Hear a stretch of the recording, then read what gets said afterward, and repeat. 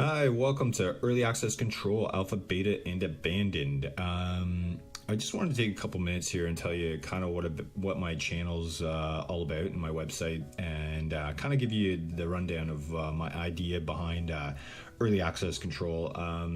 It started off basically something I've been thinking about for a while. I've been a huge supporter of the Early Access business model for, I don't know, since it was Steam Greenlight and it moved to the early access system, and ever since Kickstarter started pumping out like really solid campaigns, I've kind of gotten behind so many of them. Actually, the majority of money I spend on games is in early access, and I'm okay with that. There's still AAA titles I'll buy.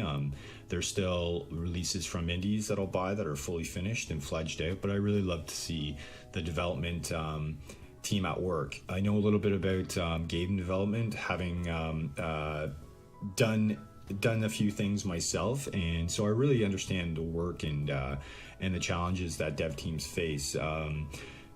The reason I've never kind of made something myself is developers are talented people, and it takes time to hone those talents, and I understand that. And personally, I don't think I have the talent to get out what a lot of people do, and so it's extremely in a respectful manner that I say, it's awesome seeing that in early access, but it sucks really bad when developers just walk away from their projects. I understand that financial aspects arise. I understand that complications with teams arise. I understand that complications with the games and the engines arise. I understand the changes in so many different things, and I also understand the cesspool of Steam discussion pages that kind of rally around these projects and in this early access scope.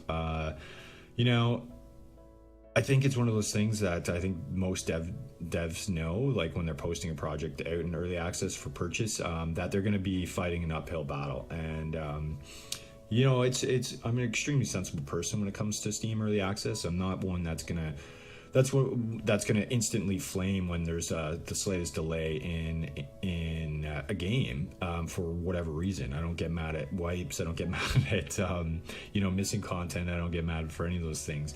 And so even the positive people like myself that kind of wage war against the people on Steam that are constantly flaming for really poor reasons. We get a little bit fed up when the communication stops from devs. So that's kind of the one scope of your guys' job as developers putting your game out in Steam early access that can never be broken. So it might sound a little bit difficult considering all the different things that you guys really have to work on, but it's a paramount thing that is seemingly lost constantly in the projects that are released. So hence I've come to the term abandonment, as many of the community members have, and I've really tried to take a good hard look at the development side of things, and take a look at the team and who they are and where they are, and really kind of determine like what's happened to a title when the communication kind of stops, because normally there's an answer, right? Normally there's an answer for why they're not working on it anymore, whether it be they've run out of money, they've disbanded, they've just quit, or they're working on another game, or they're waiting for funding. Those kind of things, there's always answers to, and there's always things that you can tell the community that you should need to know, because if it's something out of fear that you don't kind of mention to the community, saying that you don't want to say that, oh no, development's going to stop because you're going to lose sales. Well, the thing is, you're going to lose sales if you don't talk about it. So transparency is a huge keyword in early access. I mean, it's one of the things that people really want, and there's no way to avoid it when something bad happens. I mean, you've got to kind of fill in your community in order to maintain its interest. And I think a lot of the time it's tried to it's attempted to juggle the development speed of it with the factors that are kind of interrupting it.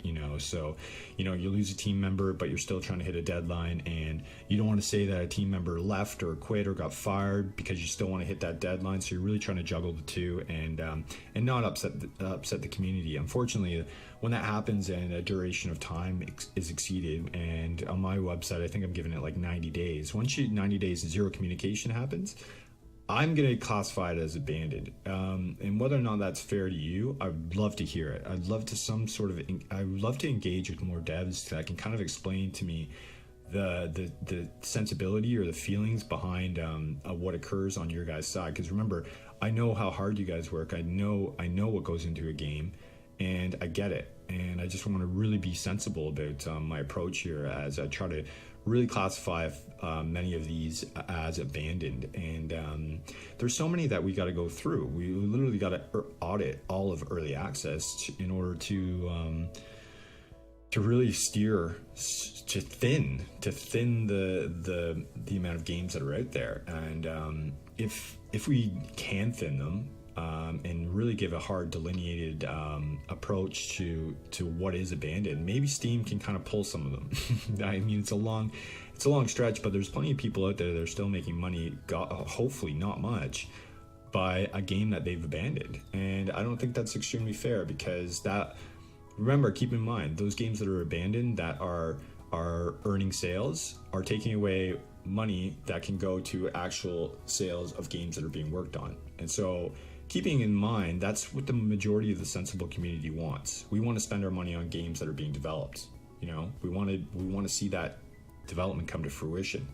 We don't want to pay for a hobby, that's going to be worked on here and there, and we don't want to pay for somebody to just play around in a game. We don't want to do these things, because I've done those things, and I've never posted any of the crap that I've made because it would piss people off.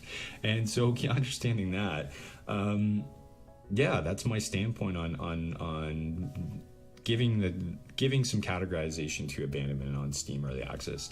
And you know what? I'd really love to hear some feedback from some people in the community, and hopefully I can gather a little bit of following that are going to kind of help me thin the early access titles here, and really kind of get some concrete evidence of what is abandoned and what isn't, because it's going to be a long day for me as I go through these, because I've got quite a few. And going through the Steam discussion groups, there's many people that feel the same way. So it's extremely important that Steam kind of hears our voice. But really, logically, we know that's not going to happen. We know, because they're making money. So I mean, Steam's a business. That's what it is. So I don't know. What do? We do it ourselves. We audit it as players and communities and supporters of early access. So we take a hardline stance and we start scrutinizing developers. We love the developers. That's paramount to know. I'm a huge supporter of all of you, because once again, I know what it takes. But we gotta take a firmer stance on what's going on. And I really hope that you guys respect us as developers, your community, because your community wants nothing more than to respect you guys. So with that being said, I really hope you find early access control helpful, and if I can get any feedback on what I'm doing from you guys, that'd be fantastic. Thanks a lot. Bye.